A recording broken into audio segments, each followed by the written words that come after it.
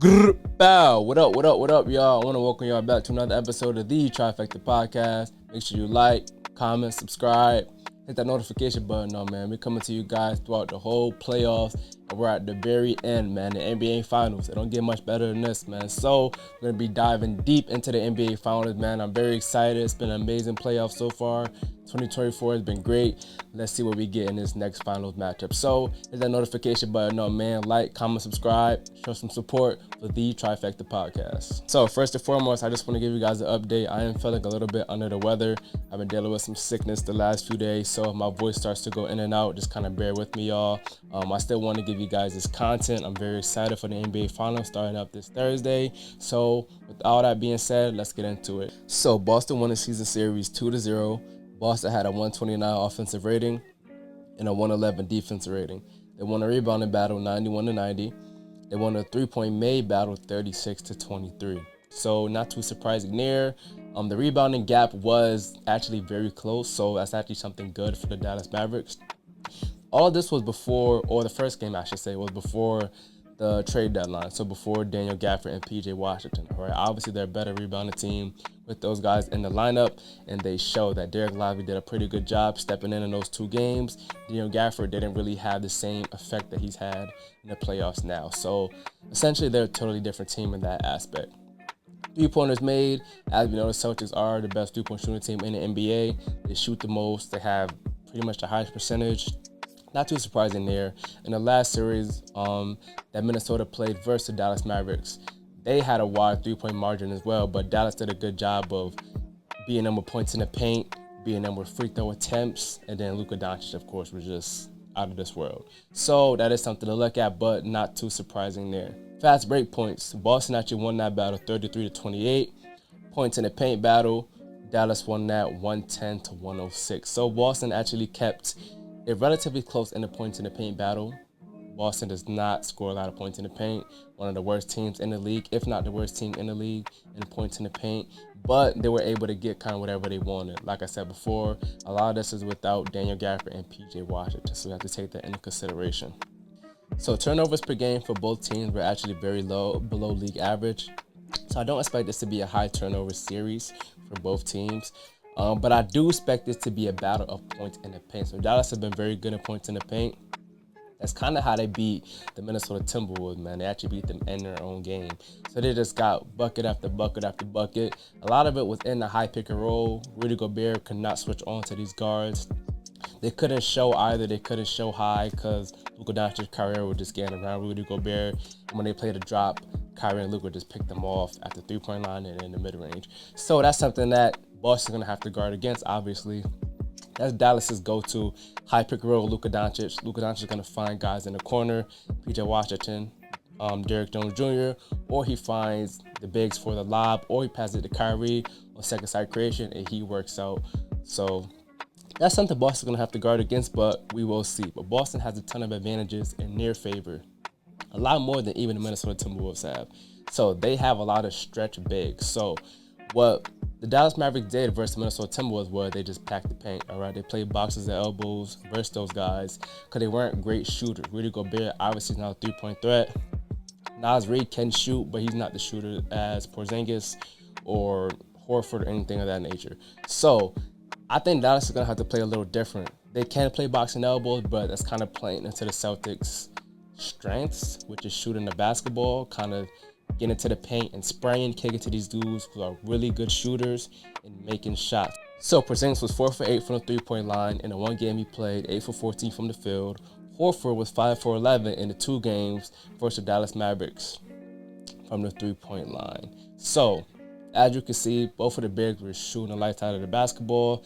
Dallas Mavericks are going to have to find a way to limit that, or just something you may have to live with. Their strengths and their disadvantages on both sides, on both teams. So it's kind of what you want to live with and what you don't want to live with. You kind of got to pick your poison in that aspect. So we will see what Dallas does, but it's something they will have to look at.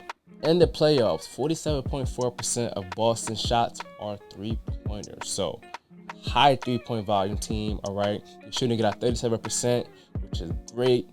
But they don't get to the free throw line as much. So in the playoffs, however, the Dallas Mavericks are getting to the line 24 times to Boston's 20 times. So, as I mentioned before, Dallas is going to have to get to the line as much as they can. The Boston Celtics are the best team in the NBA and not allowing free throw attempts. So we will see how that goes in either favor. All right, it can go in Dallas' favor, it can go in Boston Celtics' favor.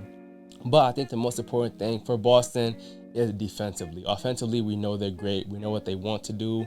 I think the biggest thing for them is to not get out of their game plan, to not play hero ball, all right, to not settle for contested threes, all right. If you're going to take threes, get the ball moving, drive, kick, get guys open shots, get Dallas into rotation on defense, and then find shooters instead of taking these step back threes and highly contested off the dribble threes that they tend to do when they get rattled. So they don't want to do that. They want to spray, want to get guys open shots, and if you can attack the paint, get mismatches, do that. Dallas will probably switch on a lot of those screens. I don't see them hedging and recovering. I don't see them blitzing any of the Celtics players. They got too many great creators and shooters. So a lot of time, Porzingis is going to get a switch, all right? He's going to have to be great in the post-up. All right, I expect him to do that very well. All right, they did that a lot in the Miami Heat series. When Boston played them, they did a lot of switching. Porzingis in the first couple of games looked kind of shaky in that area, but games 3 and 4, he looked very well. So the question of the series is how they will guard Luka Doncic. So Boston is the second worst team in the NBA, in the playoffs actually, in defending the pick and roll ball handler. So they're allowing 1 point per possession on pick and roll ball handler possessions. So we're going to kind of dwindle this down to a multiple choice question, all right? There's 3 things that Boston Celtics can do with Luka Doncic in the pick and roll. Blitz, switch, play the drop, all right? So I'm going to give you reasons why they should or should not do this, all right? Starting off with the switch. Why should you not switch? Luka Doncic have been killing the switches all playoffs long. We just seen what he did to the Minnesota Timberwolves, all right? Boston Celtics have a similar problem with their bigs. Al Horford very slow-footed. Porzingis, same thing, all right? So you don't want to switch. You don't want to get guys like Drew Holiday on them either. He's too small. Luka Doncic can take advantage of his size, post-ups, get him in foul trouble. You don't want that. So the second option is a drop. Essentially in a drop, Porzingis or Horford will essentially play back when they set the screen, and whoever's guarding the ball will essentially go over the screen and kind of funnel Luka Doncic into the paint, all right? But with that, Derek Lively and Daniel Gafford are usually good at getting behind the defender, getting behind the drop defender and going up for lobs. Or Luka Doncic could just get the guy in the high shot dribble, get him on his back, floaters, little jump shots, fouls, all that good stuff. He's amazing at that. So you don't want to do that either. So the best option to me is the blitz. Just get the ball out of his hands, all right? You don't want Luka Doncic to torture you guys, all right? In order for Dallas to win, Luka's going to have to go crazy. He's going to have to average anywhere from 30 to 35 points. That's the only way, in my opinion. The defenders are too great. I think Kyrie's going to kind of have a tougher series, even though I do think he will have some games where he goes off. I think it's going to be on the tougher end for him because he plays a lot of ISO basketball, and Boston has a lot of really good ISO defenders, all right? So it's really up to Luka Doncic. Just get the ball out of his hands, all right? Make Derek Lively and Daniel Gafford play out of the short row and make decisions, all right? So you're going to have to live with something. As I mentioned before, I would much rather live with that than Luka Doncic killing me from the three-point line and getting all my guys in a foul trouble. So if I'm Boston, I'm blitzing every single ball screen. The next option I would do is switch, which you can do because you have a lot of switchable defenders. I would kind of do that sparingly instead of something that's a habit. I would make the blitz the habit and just get the ball out of his hands. The only thing with that is once they blitz, if you could get the ball to Kyrie with an advantage situation, that's also kind of deadly for you. But you have to live with something. So I would much rather have Kyrie in an advantage situation than Luka Doncic picking me apart in the pick and roll. So I just kind of want to highlight the March 1st game, Dallas versus the Boston Celtics. So I'm going to kind of discount the first game because that was before the trade deadline, all right? So in that last game, all right, it was kind of a close game for most of the game. Dallas got it down to 2, middle of the third quarter. The Mavs were getting whatever they wanted in the pick and roll. As I mentioned before, Luka Doncic was getting what he wanted. He had a monster game that game. All right, I think he had a triple-double, like 30, 11, and something like that, something crazy like that. But Boston did kind of up that score on them because of their 5-out offense. So a lot of times, Dallas cannot get matched up with Boston's 5 outs. A lot of confusion. A lot of it because of cross matches. So cross matches is when Boston gets out in transition, all right, and they're just finding guys, and now guys are not matched up with their primary offensive player, all right? So there will be times where Derek Lively's guarding Jason Tatum. There will be times where Luka Doncic is guarding Kristaps Porzingis. So just a lot of confusion on Dallas's end just because Boston's pushing the pace and getting a lot of cross matches. So they won the fast break points battle. I think they need to keep that tempo up and kind of get these guys in the rotation and confusion. So obviously, Boston Celtics are a much talented team. All right, they have a lot more ways that they can beat Dallas. But Dallas, there's a few ways Dallas can beat the Boston Celtics as well, man. And I think the best formula is to kind of copy the Golden State formula, which they did in 2022. So what Golden State did to Jason Tatum was limit him to 21.5 points per game, 7 assists, 7 rebounds, 36% shooting from the field. So Andrew Wiggins did a hell of a job on Jason Tatum. All right, I think Derrick Jones Jr. would be the primary defender on Jason Tatum to start out. And I think he can have a similar effect. They're kind of similar in build, both long and athletic guys. I think those are two guys that can kind of bother Tatum athletically with their length and their athleticism contesting at the rim. So this year, very small sample size, but Derrick Jones Jr. guarded Tatum for 4 minutes, and Tatum shot 1 for 2. In Derrick Jones Jr. career, he has a 115 defensive rating versus Tatum.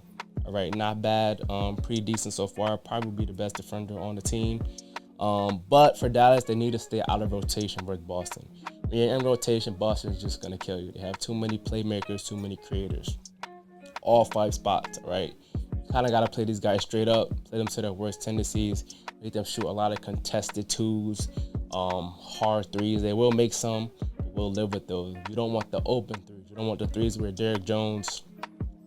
don't want the threes where Derek White is in the corner standing alone. You don't want the threes where Kristaps Porzingis is at the top of the key knocking down those threes. You don't want the threes where Jaylen Brown's getting open. You don't want any of those shots if you're the Dallas Mavericks, right? You want them to be hard and want them to be well earned. But at the end of the day, it's really up to Luka Doncic. So Luka Doncic is averaging 35 points per game, 15 rebounds, and 12 assists in the season series. 47% from the field, 29% from 3. So I do think his 3-ball needs to kind of go up. 29%, it's going to be a little bit higher. It's the finals, all right? Percentages have to be up. Has to be the best version of himself in order to win this series, all right? Steph Curry, when he played in the final versus Celtics, he averaged 31 on 48% from the field, 44 from 3. So I think Luka Doncic, percentage-wise, needs to be kind of in that ballpark. And he needs to be effective in the pick and roll, which I have no doubt he will be, depending on Boston's game plan. But so far in the playoff, Luka Doncic is averaging 1.03 points per possession in the pick and roll. That's really the only way. All right, if Luka can average 30, 35 points, and Kyrie can average 20 to 24 points, and they can play really good defense, make Boston play to their worst tendencies, take bad shots, bad mid-range shots, bad three-point shots. They can even turn these guys over, right? Dallas is a really good defense, right? They don't turn guys over a whole bunch. So I think if Luka Doncic could just be very explosive in his scoring, I think that could actually make Boston kind of rattled and make them play a lot faster than they want to play. Make them take a lot more bad shots than they want to take. Make them not spread the ball, all right? I think that'll actually work. I think offense is your best defense at this point. It's going to be hard to guard these guys, all right? So these guys are going to have to be efficient. They're going to have to play very well. And honestly, they can. Luka Doncic is top 2-3 player in the NBA. I don't see why he can't. Did it versus the Minnesota Timberwolves, best defense in the league. Torch them, lit them up. I mean, I don't see why he can't do it to the Boston Celtics as well. So it's going to be a pick'em series, man. It's going to be hard. I do think it's the Celtics' year. I think they have a lot more margin for error this season than they did in any other playoff series, any other playoffs that they had so far. Much better team. Could play a myriad of different ways. 5 out.